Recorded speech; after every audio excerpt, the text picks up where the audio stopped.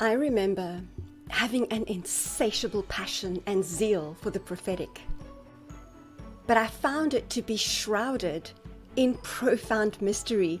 I knew there was more, but it seemed almost unreachable.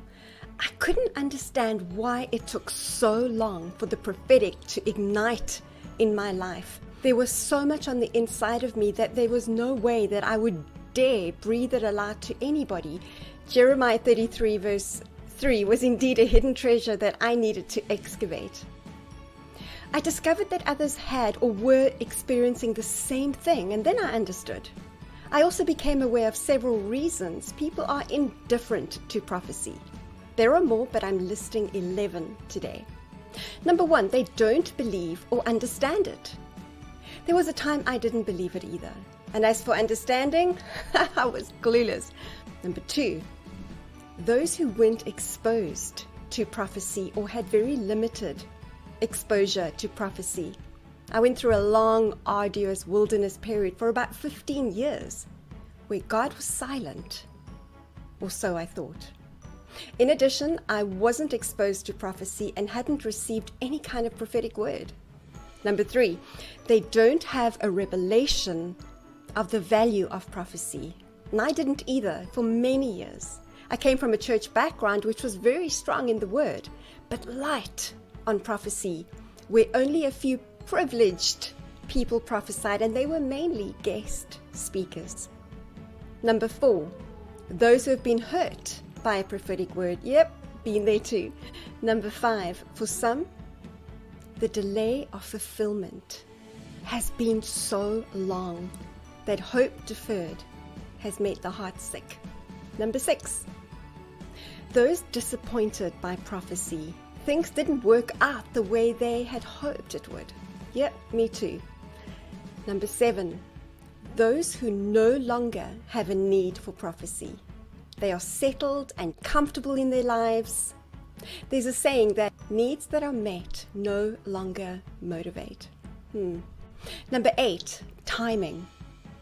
Being in a season of hiddenness, incubation period. Number 9, possibly idolatry. Number 10, pride. Number 11, fear of what it's going to cost. And finally, those who have become overwhelmed by prophecy. I'm speaking to you today. When people receive a prophetic word, there is a discrepancy between what the Lord is speaking over them and their reality. And they end up rejecting the word because it doesn't align with their reality. They reject the prophetic word because they have so many words over them.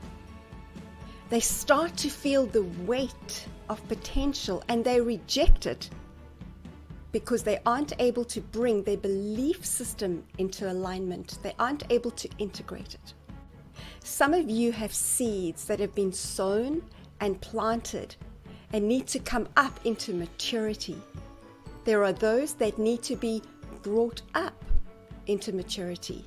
So if that is you, I want to invite you to come up higher, not just to see the word, but to see the fullness of the prophetic word as it is brought into fruition and manifestation.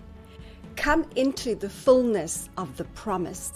The Lord is going to give you strategy to do this. He's giving you grace for the process. I just want to say that prophecy matters. Prophecy does indeed matter. How many prophecies are lying there and nothing has been done about them? I'm going to take you on a journey from prophecy received to prophecy fulfilled. A journey that will help you to align yourself accordingly and step into the fullness of your destiny.